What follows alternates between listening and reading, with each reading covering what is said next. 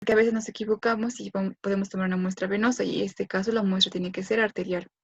Algunos conceptos importantes, que es el anion gap, cómo se produce la compensación, los principales trastornos de desequilibrio ácido-base y lo más importante, 5 sencillos pasos para poder leer una gasometría arterial. Y vamos a hacer algunos 2 o 3 ejercicios que van a ayudarles para que pueda quedárseles y practicar mejor.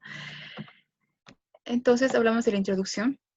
Tenemos que saber que la gasometría arterial tiene indicaciones y también tiene contraindicaciones, ¿verdad? Una indicación importante es, por ejemplo, como sabemos, la gasometría nos va a medir los gases arteriales, ¿ya? Generalmente nos va a nivel metabólico y a nivel pulmonar.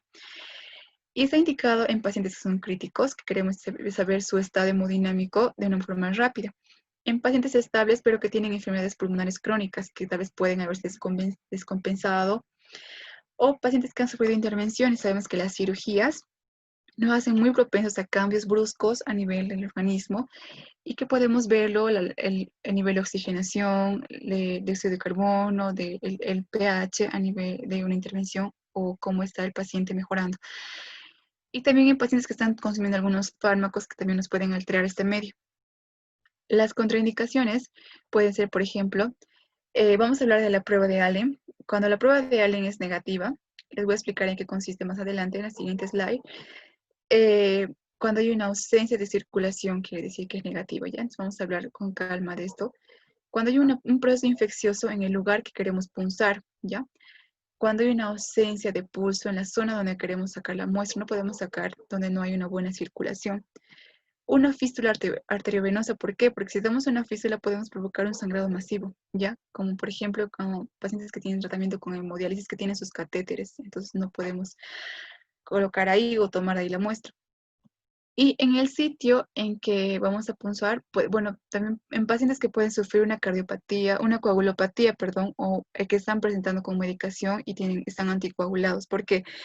Porque si hacemos, qué sé yo, este procedimiento invasivo, porque si es invasivo, podemos provocar un sangrado y no va a detenerse. Entonces vamos a preguntarnos por qué. Entonces puede ser por eso, porque es anticoagulante. Entonces, antes de hacer ustedes en algún paciente esta práctica, tienen que fijarse la historia clínica o preguntarle o una anamnesis de si el paciente toma algún, qué sé yo, toma aspirina, usted toma clopidogrel o algún anticoagulante o antiagregante. Entonces, la gasometría nos permite que analizar el estado ventilatorio del paciente, el estado de oxigenación y el estado ácido-base, los tres, y lo más importante.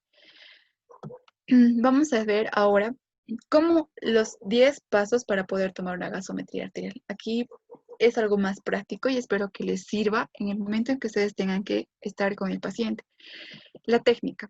Antes, y lo primero y lo que muchos nos olvidamos, y hasta a mí me ha pasado, es que tenemos que siempre explicar al paciente sobre el procedimiento de forma clara y explícita. Porque si no, el paciente, ustedes, la mayoría, incluso yo, puedo ir a agarrar, tomar la mano y hacerle de callado como que ya me las sé todas, pero no. Y el paciente les mira así, con una cara de que, ¿qué le pasa? Entonces, ustedes tienen que ir con educación, decirle, mire, le vamos a hacer esta toma de muestras, análisis, ¿para qué? Para esto, para esto. Entonces, el paciente ya está bien. Y la técnica nos va a ayudar a que no dejemos de la mano del paciente, que es el lugar más frecuente en el dorso de la mano, como coladera, porque a veces fallamos y seguimos intentando. Entonces, no, hay que ser un poco cautos y saber qué tenemos que hacer. Número 2, tenemos que obtener la muestra, tenemos que ubicar la arteria que vamos a utilizar, ya sea la femoral, la humeral, la pedia, pero la más frecuente y la más común de usar es la arteria, la radial, ¿ya? Número 3, tenemos que colocar la extremidad del dorso en flexión, ¿ya? Tenemos que colocarlo sobre un plano duro, una superficie dura, para que no nos haya un falseo al querer utilizar la jeringa o al querer extraer la sangre. Entonces tiene que estar sobre una superficie dura. Número 4, realizar la maniobra de Allen, lo que les comenté hace un momento. La maniobra de Allen consiste en que aquí, paso número 1, ustedes colocan el dorso de la mano en una superficie plana, como les dije, y van a tomar ambos pulsos, el pulso cubital y el pulso radial. Van a percibir ustedes el pulso. Entonces van a presionar y van a decir al paciente que haga unos puñitos, como cuando le sacan sangre venosa, ¿verdad? Haga puñitos, por favor. Entonces hace puñitos y van a ver que la circulación no está llegando bien a la mano. Entonces van a soltar uno, en este caso el lado cubital. y van a ver si es que se devuelve la circulación, si se pone otra vez rojita la mano. Entonces quiere decir que sí hay una buena circulación. Y hacen lo mismo, otra vez vuelven al mismo paso, pero esta vez van a retirar del otro lado, o sea, de la parte de la arteria radial. Y van a ver si es que se vuelve a hacer otra vez la mano rojita o no. ¿Y para qué nos sirve? Es para ver si hay una adecuada circulación a nivel de la mano, porque si no hay una adecuada circulación y vamos a pinchar una arteria que está irrigando el lugar, ¿qué tal si la cubital está obstruida y pinchamos la radial? Entonces, ¿qué pasa? Estamos haciendo que si la cubital no llega y la radial es la única que nos va a irrigar la mano, entonces vamos a perjudicar y podemos provocar alguna complicación. O sea, hay que tener mucho cuidado. Muchos no hacen esta maniobra, pero sí es importante hacerla y ya saben por qué. El quinto paso es el que el paciente utilice oxígeno suplementario, pero esto no se aplica ya a pacientes que tienen un proceso agudo, qué sé yo, un paciente muy descompensado y que necesita oxígeno, entonces no le vamos a aplicar eso, sino pacientes que han estado con oxígeno y que pueden tolerar sin oxígeno, le sacamos la muestra, el oxígeno 20 minutos antes para tomar la muestra. ¿Por qué? Porque así nos va a revelar unos valores fidedignos de la gasometría.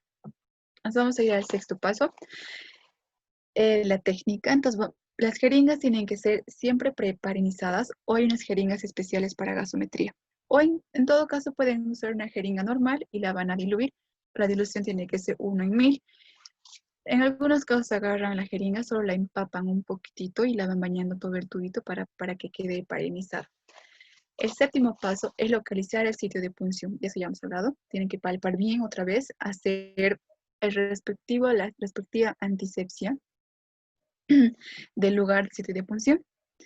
Entonces, tenemos que colocar la mano que mejor utilicemos, sean diestros o zurdos, y colocar la jeringa a 45 grados, ¿ya?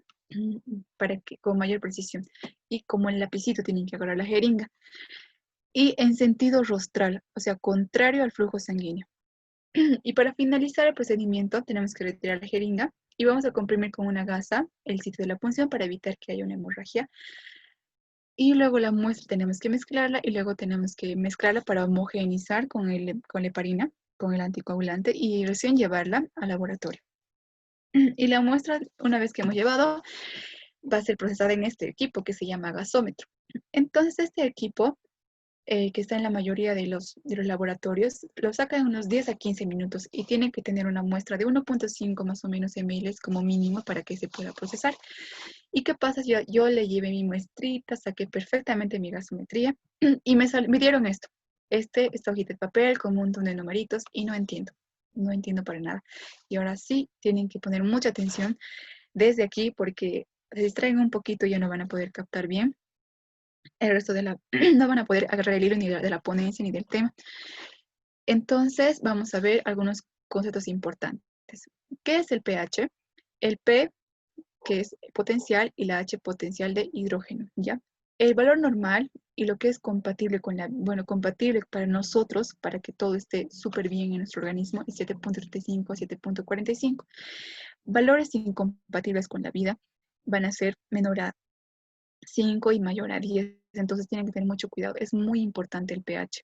Ahora, el concepto general que van a encontrar en muchos libros, que es el logaritmo negativo del potencial de hidrógeno. ¿Qué quiere decir esto? Logaritmo negativo. ¿Qué quiere decir?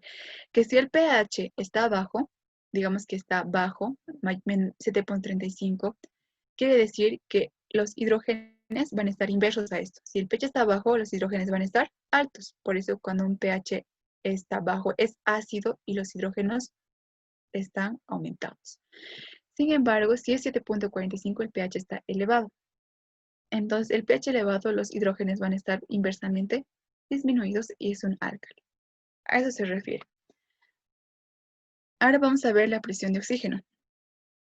Generalmente el valor normal va a ser de 80 a 100 milímetros de mercurio. La presión siempre, en su mayoría, va a ser en milímetros de mercurio, también en centímetros de agua, pero aquí es milímetros de mercurio. Entonces, esta presión de oxígeno se encuentra disuelto en el plasma, por eso es la presión que ejerce el oxígeno en el plasma.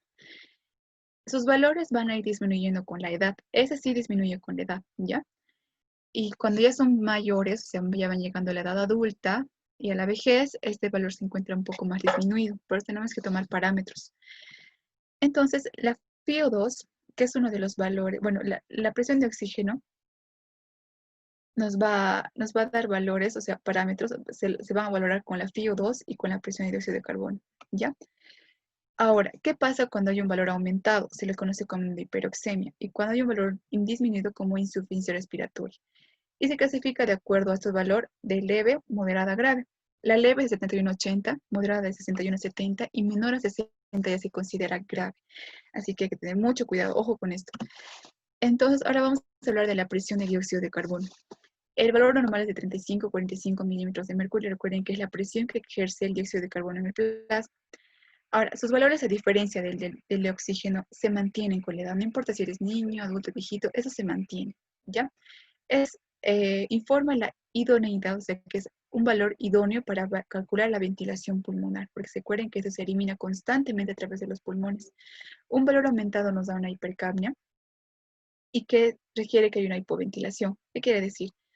Que no hay una suficiente ventilación y entonces, ¿qué pasa? Se respira mucho más rápido para poder eliminar el dióxido de carbono y un valor disminuido es hipocapnia y produce hiperventilación, ¿ya?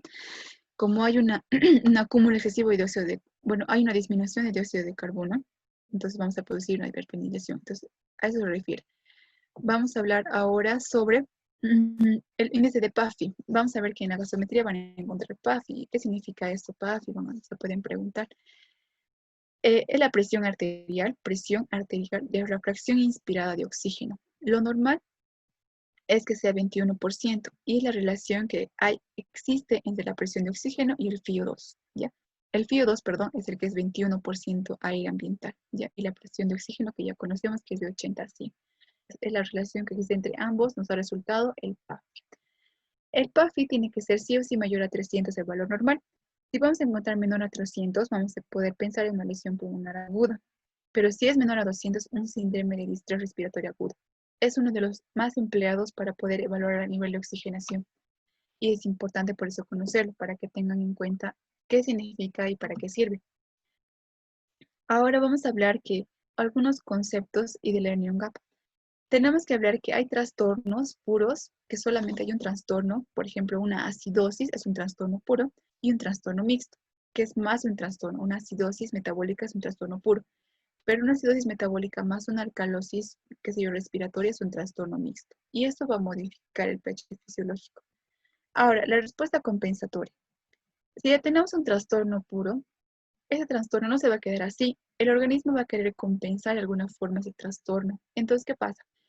Va a producirse una respuesta compensatoria que va a ser inversa a la desviación inicial. Por ejemplo, si hay una acidosis, es a nivel metabólico, es a nivel celular.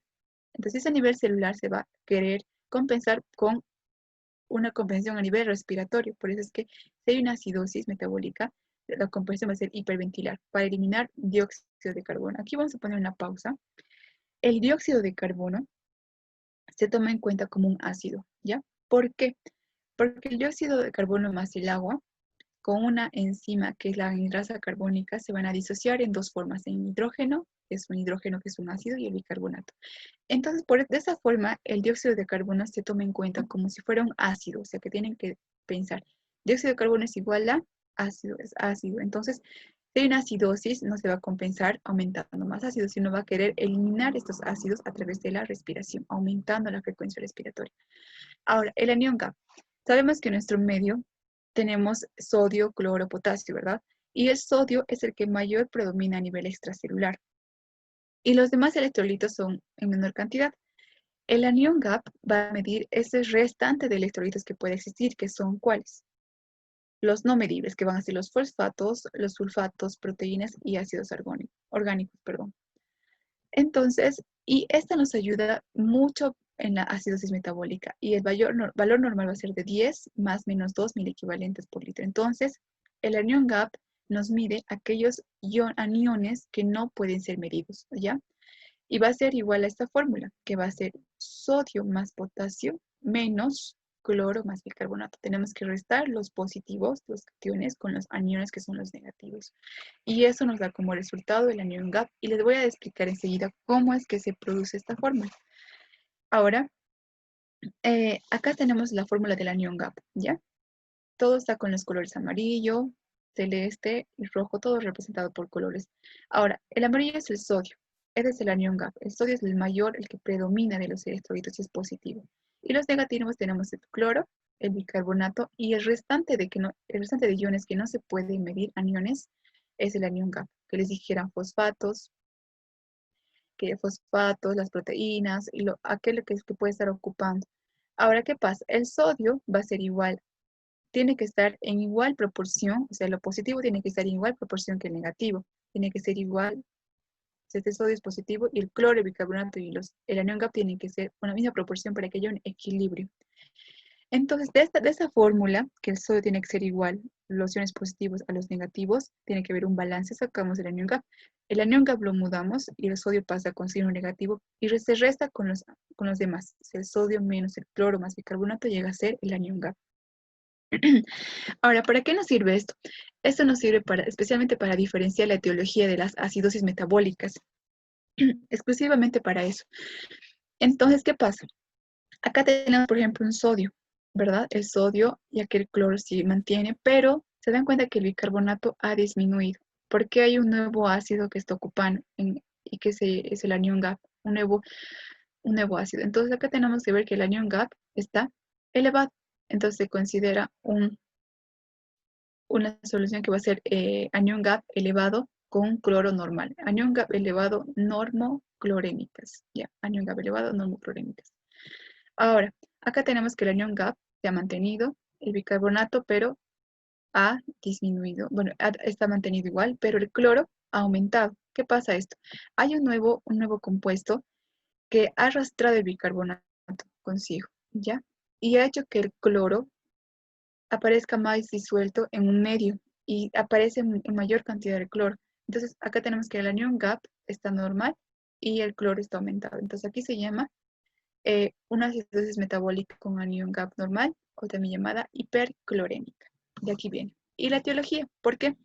Porque si es un anión GAP elevado, como acá, en las normoclorémicas, puede ser por una diabetes, por una cetoacidosis, que es una descompensación, por una ingesta de alcohol, por un nuevo ácido que está ocupando, que es el alcohol ácido etílico, etilenglicol, aspirina, tolueno, fármacos, o una insuficiencia renal. Pero ¿qué pasa cuando el anión GAP es normal? ¿Por qué? Porque se está perdiendo y se está arrastrando consigo el bicarbonato. Entonces hay pérdidas como en diarreas, gastrointestinales. Eso nos hace que se pierda y el cloro aparezca como en un medio, o sea, como en mayor cantidad, porque se ha disuelto algunas sustancias y el cloro aparece en un medio y parece que estuviera aumentado, pero sin embargo no. Pero así, ahora vamos a continuar con el siguiente slide. Este cuadrito es importante que ustedes lo conozcan porque ya les había mencionado que cuando hay un trastorno primario se produce una compensación. Para cada trastorno, acidosis, alcalosis, hay una compensación y les explico uno. En una acidosis metabólica, ¿qué pasa? El bicarbonato va a disminuir. ¿Por qué? Porque el bicarbonato es álcali, ¿verdad? Es el trastorno primario. Entonces, ¿qué pasa? Si hay una acidosis, hay un exceso de ácidos y el bicarbonato es un álcali y se ha disminuido. Entonces, ¿qué pasa? Se va a querer compensar eliminando mayor cantidad de ácidos. Les dije que el dióxido de carbono, tomen en cuenta que es igual a un ácido. Entonces, para disminuir esta cantidad de ácidos, el cuerpo elimina dióxido de carbono a través de la respiración. Y la compensación es por cada mil equivalente de bicarbonato, se va a eliminar 1.3 milímetros de mercurio de dióxido de carbono para compensar e intentar lograr un equilibrio. En alcalosis pasa lo contrario, el bicarbonato está aumentado y se va a querer aumentar ácidos, por eso es que las respiraciones van a ser un poco más lentas, más profundas y no se va a intentar eliminar en mayor cantidad, sino que se va a querer retener para aumentar la mayor cantidad de ácidos. Entonces, ¿aquí qué pasa? Por cada mil equivalente de bicarbonato que incrementa, va a aumentar 0.7 milímetros de mercurio de dióxido de carbono. Entonces, eso es en cuanto a las acidosis y alcalosis metabólicas. Ahora vamos a ir a la acidosis respiratoria. Aquí tenemos que ver que se subdivide a la vez en una aguda, en un proceso agudo y un proceso crónico.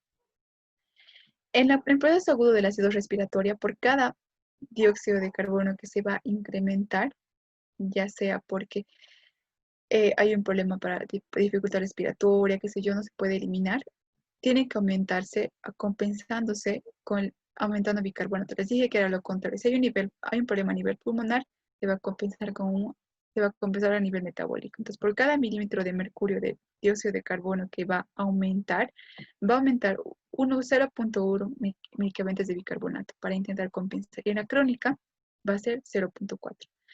La crónica aumenta un poco más porque este aumento se produce a nivel renal. Sabemos que el riñón tarda un poco en compensar, pero aumenta mucho más, en mayor cantidad. Ahora, cuando hablamos de una alcalosis respiratoria, vamos a hablar de una alcalosis sea aguda o crónica. Entonces, la aguda va a ser por cada dióxido de carbono que se elimine, se va a eliminar igual bicarbonato. Entonces, por cada milímetro de mercurio de dióxido de carbono, se va a eliminar 0.2 de bicarbonato en la aguda. Y en la crónica va a ser 0.4. Y voy a explicar en cada trastorno su compensación para que ustedes me comprendan. Ahora vamos a ir viendo cada trastorno, así para que se acuerden. La acidosis metabólica es el trastorno más frecuente que vamos a encontrar en nuestro medio. Entonces, tienen que ver que el pH se encuentra bajo. Pero para que ustedes se acuerden y no se olviden, tienen que darse cuenta que todo está bajo, todo está hacia abajo, ¿ya? Acidosis, el pH está bajo, el bicarbonato va a estar bajo, aquí está la acidosis metabólica, el pH bajo, bicarbonato bajo porque intenta compensar, y el dióxido de carbono bajo. Y el exceso de base igual está bajo, todo está bajo, por eso puse la flecha para que no se olviden. Cuando es metabólica quiere decir que va a afectar a nivel metabólico al bicarbonato, ya sea porque el bicarbonato no se está produciendo bien o se está perdiendo demasiado a nivel renal, entonces eso produce una acidosis, que no hay suficientes álcalis y hay exceso de ácidos. ¿Y cómo se compensa? Por el sistema respiratorio. Si es a nivel metabólico, se compensa a nivel respiratorio, lo contrario. ¿Y qué hace el sistema respiratorio? Va a intentar eliminar la cantidad de ácidos como aumentando la frecuencia respiratoria. Hiperventilando al paciente se elimina mayor cantidad de dióxido de carbono y por ende ácidos, ¿ya? Y la compensación, les dije que por cada bicarbonato que disminuye, se va a disminuir 1.3 milímetros de mercurio de dióxido de carbono. Es la compensación, ¿ya? Que puede existir. No se olviden, acidosis metabólica, todo hacia abajo, todos los valores. Ahora, vamos a ir a la acidosis metabólica según el anión GAP. Les dije que la anión GAP no servía solo para la acidosis metabólica. Tenemos que conocer, aquí es este gráfico que yo les expliqué al inicio, que la anión GAP, les dije, normal, o también llamadas normal, o las hiperclorémicas, porque el cloro está más disuelto. Se va a perder bicarbonato. Acá ven que el bicarbonato está un poco menos. Y este bicarbonato va a arrastrar agua y cationes. Se lo lleva el agua y cationes. Y por eso el cloro aparece más disuelto. Y el agua en menor cantidad, porque se está arrastrando el agua, porque se pierde el agua. Entonces aparece el cloro en mayor cantidad, más disuelto. Y por eso es hiperclorémica. Ahora, un anión GAP aumentado, como acá que está aumentado, y que son normoclorémicas, hay un nuevo ácido. Aquí aparece un nuevo. Por ejemplo, les dije, en la cetoacidosis diabética están los cuerpos cetónicos o también en unos alcohólicos que puede estar etilenglicol ahí disuelto en el plasma. Entonces, este nuevo ácido va a consumir el bicarbonato. Aquí el bicarbonato está disminuido. Ve, aquí está normal, acá disminuido. Entonces, consume, ¿ya? El cloro y el sodio están normal, pero el anión GAP, el nuevo anión va a ocupar el lugar del bicarbonato, lo va a desplazar y se ve aumentado y es normoclorémico porque el cloro va a estar normal, ¿ya? Espero se den cuenta que sí está. Hay un nuevo ácido, el anión GAP está aumentado y ya nos vamos dando cuenta que alguien está ocupando ese ácido, entonces vamos a buscar la causa. Ahora vamos a ir a la acidosis respiratoria. Si es una acidosis, el pH está bajo. Hay un exceso de ácidos, pero se van a acordar de esto, bajo, alto. Solo el pH está bajo y lo demás está alto. O sea, el pH va a estar bajo en la acidosis respiratoria, pero el dióxido de carbono está alto y el bicarbonato está alto. O sea que solo el pH está bajo, pero lo demás va a estar alto. ¿Cuáles son las causas?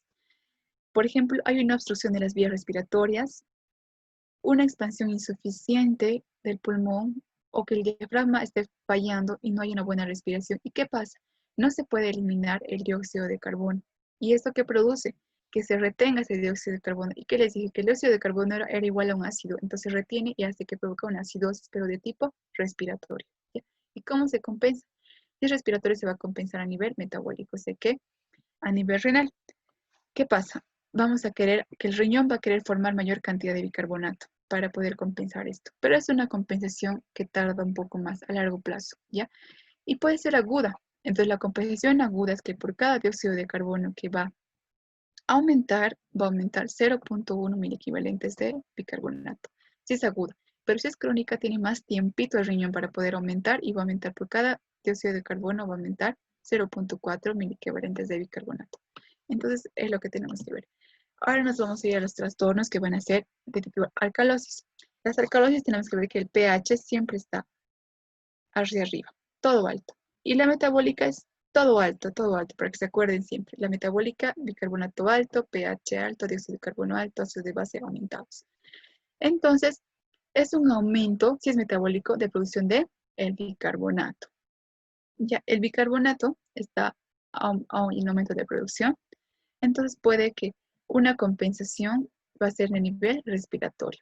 Entonces, ¿qué quiere decir? Que por cada miliequivalente de bicarbonato que vaya aumentando, porque aumenta el bicarbonato, va a aumentar 0.7 milímetros de mercurio de dióxido de carbono. Entonces, las respiraciones van a ser más lentas, más profundas, se va a querer retener ese dióxido de carbono lo más que se pueda. Ahora, en la clínica hay una hipopotasemia, hay una baja de calcio iónico, hay un aumento de producción de lactato, porque el lactato es un ácido y va a querer compensar, y unos efectos a nivel del músculo liso y cardíaco. Ahora vamos a ver la última de las trastornos de ácido base, que va a ser la alcalosis respiratoria. Aquí hay un aumento de la eliminación de dióxido de carbono porque es respiratoria. El pH está aumentado, pero la mnemotécnica es alto-bajo, ¿ya? Porque solo el pH está alto y lo demás está bajo. Aquí tenemos que el pH está aumentado, el dióxido de carbono bajo, el bicarbonato está disminuido. Entonces, las cosas, ¿cuáles van a ser? Una hiperventilación, está eliminando demasiado dióxido de carbono y está provocando que no haya suficiente dióxido de carbono en el organismo y hay una acidosis. Fallo hepático, una intoxicación por salicilatos que nos pueden provocar igual una alcalosis. Ahora, ¿cómo se va a compensar esto a nivel renal? ¿Qué pasa? Si hay una alcalosis respiratoria, por cada dióxido de carbono que disminuye, porque esto está disminuido, por cada milímetro de mercurio de dióxido de carbono que se disminuye, va a disminuir de bicarbonato 0.2 milímetros, porque hay una alcalosis, ¿verdad? Ahora, en la crónica, por cada milímetro de mercurio de dióxido de carbono que se disminuye, se va a disminuir 0.4 milímetros de bicarbonato. Recuerden que si hay una disminución de dióxido de carbono, disminuyen los ácidos, predominan los álcalis y va a haber una alcalosis. Entonces va a querer compensar aumentando los ácidos, ¿verdad? O en todo caso vamos a querer disminuir, la formación de bicarbonato para que no haya mayor alcalosis. Es una de las menos frecuentes, pero es importante conocer. Ya saben que es alto, bajo, para que no se olvide. Ahora, esos parámetros o los valores normales de una gasometría arterial pueden sacar una foto, pueden tomar un screen o un imprint foto de su computadora, entonces pueden ver que el pH tiene esos valores normales, la presión de oxígeno, que ya hemos hablado en cada uno, que varía a nivel del mar, que es lo que tomamos en cuenta normalmente, y a 3.600 metros sobre el nivel del mar, que varía. Entonces, a nivel del mar va a ser esto lo que vamos a tomar en cuenta para poder interpretar o valorar una gasometría. Ya hemos hablado de todos estos, solo no hemos hablado del lactato, que es menor a 2 miliequivalentes a nivel normal, pero se van a dar cuenta que la mayoría tienen un factor común, que tienen su 35-45, 35-45, o sea que tienen unos valores muy similares y se van a ubicar por eso. Así que eso tiene que sí o sí aprender de memoria. Ahora vamos a ir a lo más importante, creo yo, del tema y por lo que creo que muchos están escuchando y espero que estén comprendiendo, es cómo leer una gasometría en 5 sencillos pasos.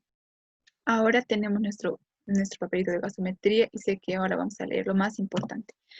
Y para ello, tienen que siempre primero tomar en cuenta el primer paso es la clínica. No podemos ser médicos de laboratorio, tenemos que ser médicos clínicos. A veces tengo esta pequeña frase que espero les guste. Extraño a los médicos de antes porque eran los más clínicos. Eran más clínicos. ¿Por qué? Porque no necesitaban tomar mucho que ahora que le piden que le voy a pedir esto para llegar a un diagnóstico y a veces nos equivocamos, incluso con los exámenes de laboratorio o con los exámenes complementarios.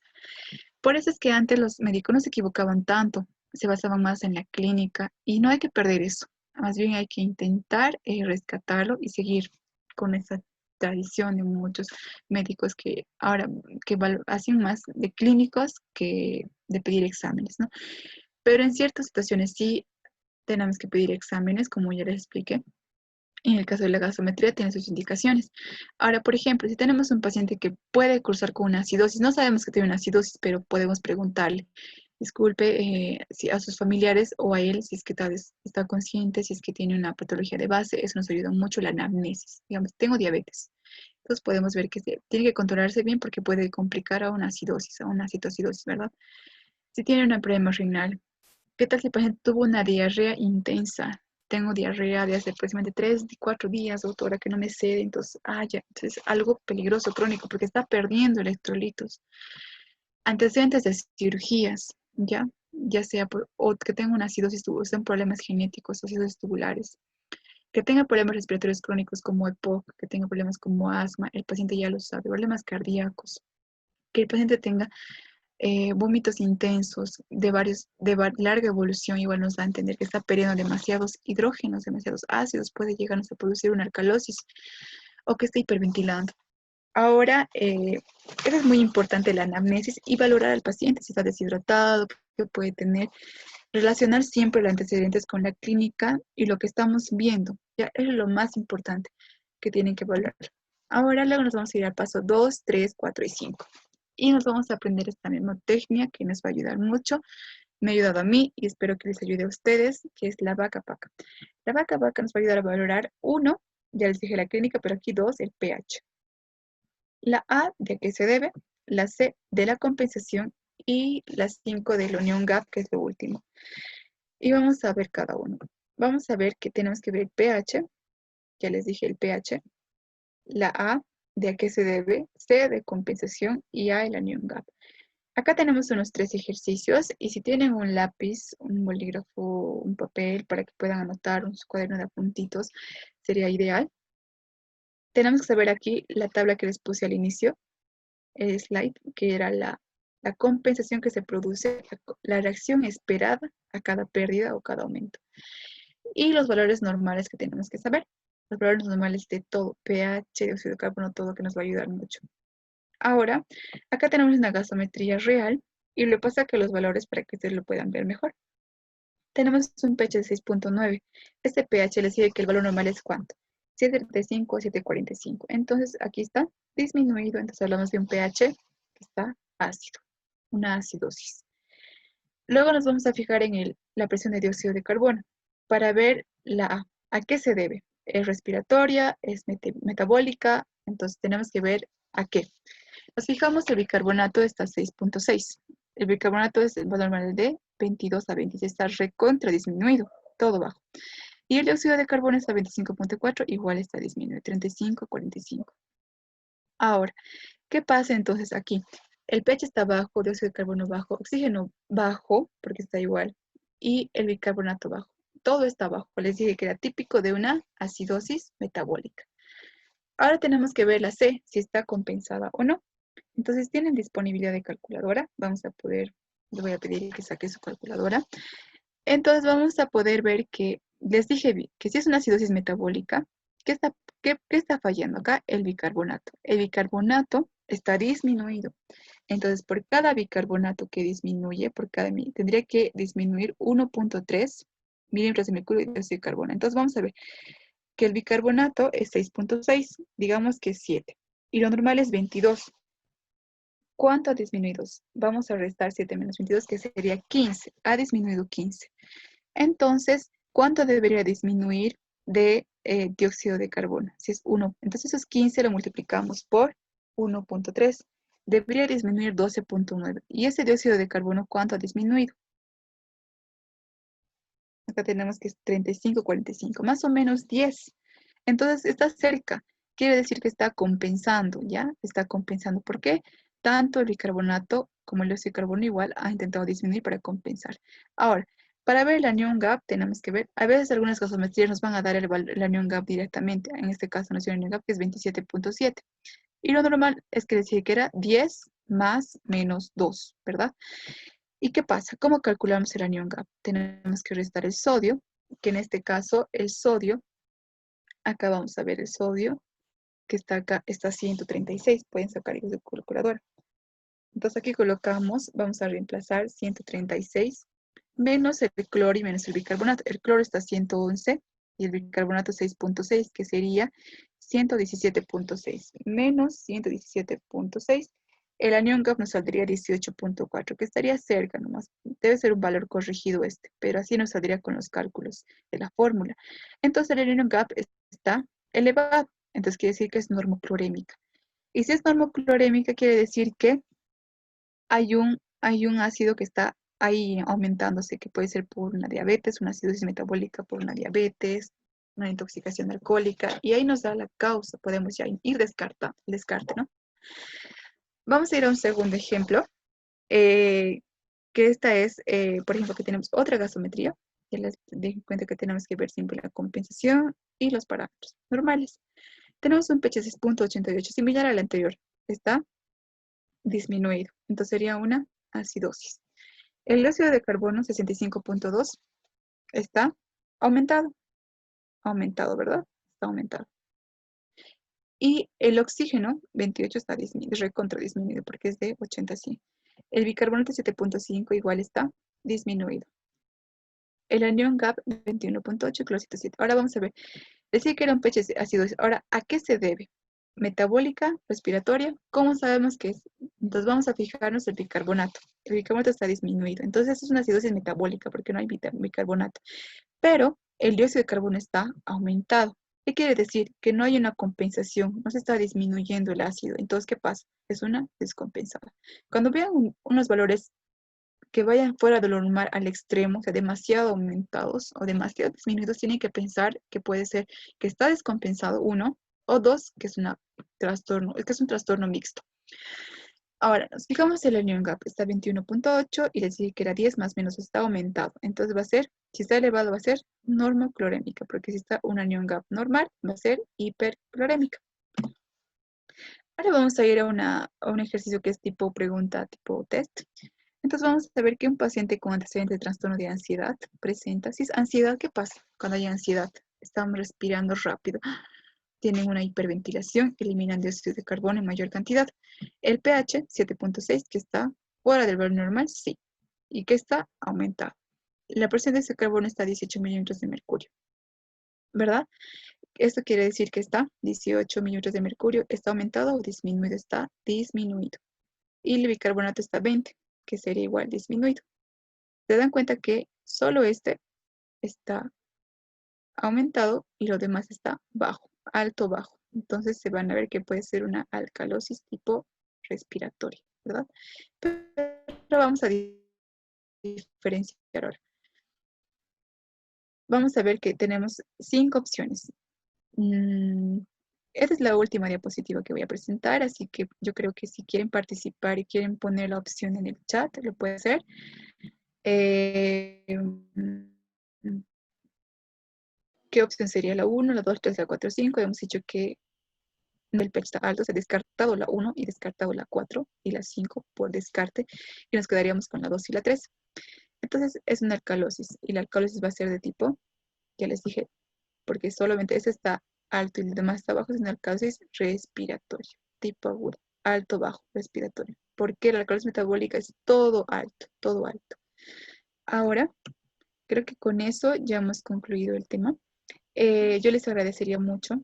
Tal vez si quieren sacar alguna foto de la diapositiva, hay unas dos, pueden etiquetar a la cuenta que tengo en Instagram que se llama Medilu, que subo a veces material de estudio o cosas que les pueden servir para poder seguir formándose.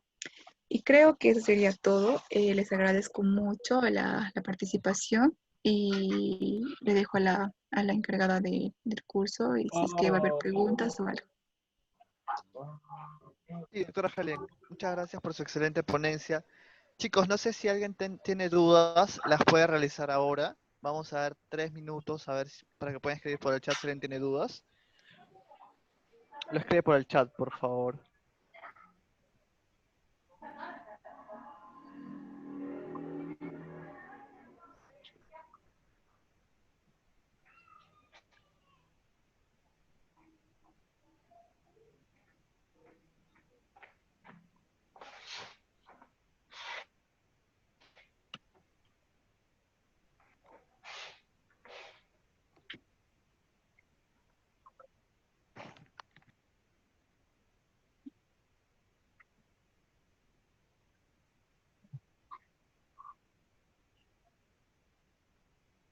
Chicos, buenas noches. Para darles indicaciones acerca del post-test, tienen que revisar bien, por favor, la parte del nombre,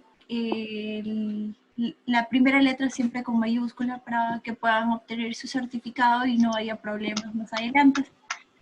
Doctora, ya hay preguntas, se las leo. Dice, con respecto a la prueba de Allen, en un paciente en el que no solo puede realizar dicha maniobra, ¿se puede proceder a obtener la muestra? Claro que se puede obtener la muestra de un paciente si no se realiza la maniobra de Allen, pero sería lo ideal y lo correcto hacer como uno de los pasos para poder evitar alguna complicación. Como les dije, la maniobra de Allen nos va a ayudar a ver la permeabilidad y que hay una buena circulación en ambas arterias, radial y cubital. Pero ¿qué pasa si de un paciente tenemos una obstrucción, ya sea en la arteria radial o cubital, y nosotros vamos a punzar en ese lugar? No vamos a poder obtener una muestra, o es que vamos a también provocar que no haya una buena circulación al punzar quizá la única arteria que está llevando la sangre en toda la mano. Entonces es importante hacer la maniobra, y sé que muchos saltan y algunos desconocían de esta maniobra, pero ya les he explicado, entonces para que ustedes en su práctica clínica lo puedan utilizar. Espero haber aclarado la duda.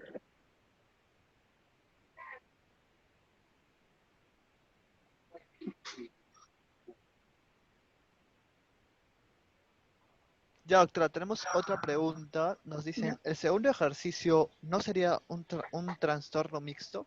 Nos preguntan por el chat. Sí, les dije que los valores cuando se encuentran, ¿verdad? En el ejercicio 1, 2 o en el último que es la pregunta, debe ser el ejercicio 2, ¿verdad? ¿Será que podrían aclarar eso? Sí, doctora, están preguntando sobre el segundo ejercicio.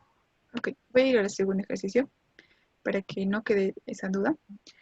Les había dicho que cuando hay valores demasiado alterados fuera de lo normal, como en este caso en el dióxido de carbono, que está totalmente descompensado, o sea, puede que haya una descompensación o que el trastorno sea, o que el trastorno,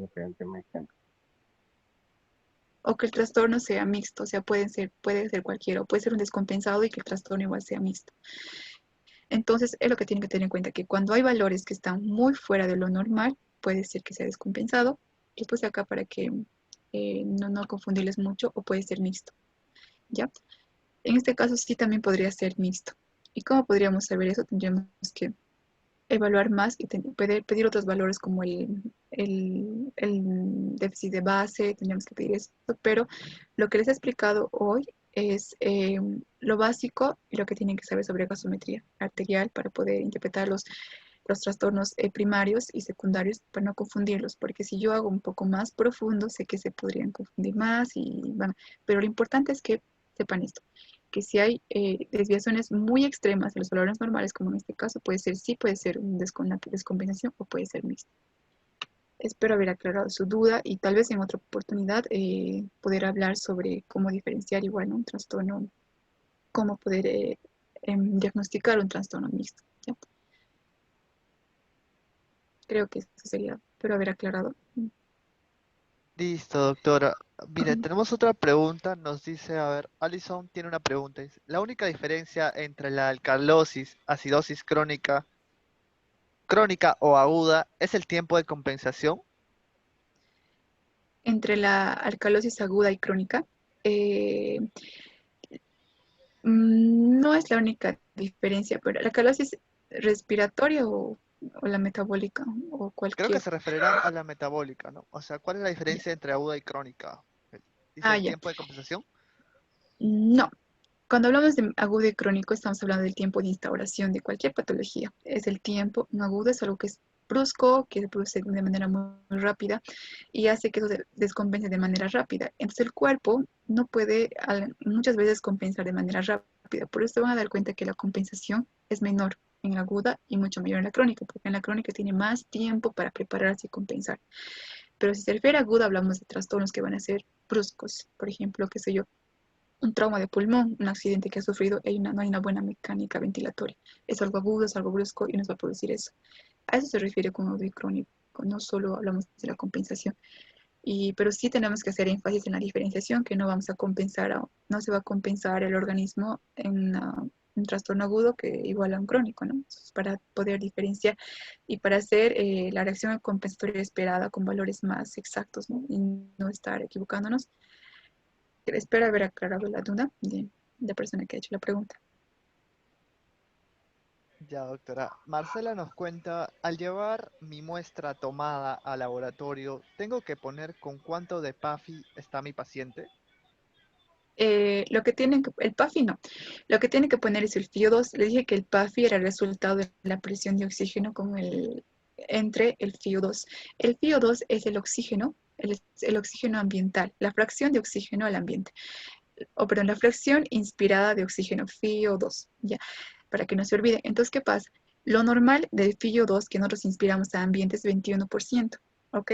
Entonces, ¿qué tal si un paciente que es normal no pasa nada? El FiO2 está así normal, porque el PAFI no lo sabemos. El PAFI nos va a salir en el resultado de la gasometría. Lo que sí conocemos es el FiO2. Pero si en un paciente que está intubado o que está recibiendo oxígeno extra, el FiO2 va a cambiar porque hay mayor cantidad de oxígeno que recibe. Entonces, por cada litro de oxígeno vamos a esperar que aumente por unos 4 a 8 le aumentamos de FiO2 para que nos salga un valor más fidedigno en la gasometría, porque ese paciente está recibiendo oxígeno suplementario de acuerdo a la necesidad clínica que tenga, ¿no? Entonces, eso sería, no es lo mismo PAFI que FiO2. ¿Ya? Entonces, PAFI es el valor que nos va a expresar, o sea, en la gasometría, que es un parámetro que nos da de la oxigenación. Y el FiO2 es la fracción inspirada de oxígeno ambiental. Creo que eso sería todo. Muchas gracias, doctora. Raúl, un momento para comentar. Se les agradece por haber participado en la ponencia de hoy día. Y nuevamente muchas gracias, doctora Helen. En el flyer y en el test que se está enviando ahora por el chat, se está enviando su cuenta también para que la puedan seguir. En el test, por favor, para que se les entregue el certificado, al inicio deben colocar correctamente su nombre, la inicial, solamente la inicial con mayúscula, por favor. Si aprueban y eso no está así, no se les va a entregar. Así que, por favor. Y se están poniendo las redes también en el test para que puedan seguir a la autora, al comité y poder ver el video. ¿Tienen algo más que tengan que decir, Brigitte, Raúl? Doctora, muchas gracias por su tiempo y por todos sus conocimientos brindados. De verdad espero poderla tener en otra ponencia y nada, chicos, gracias por participar de esta ponencia y ser parte de la familia CPA. Buenas noches. No se olviden seguir a la doctora. Cuídense. Bien, gracias.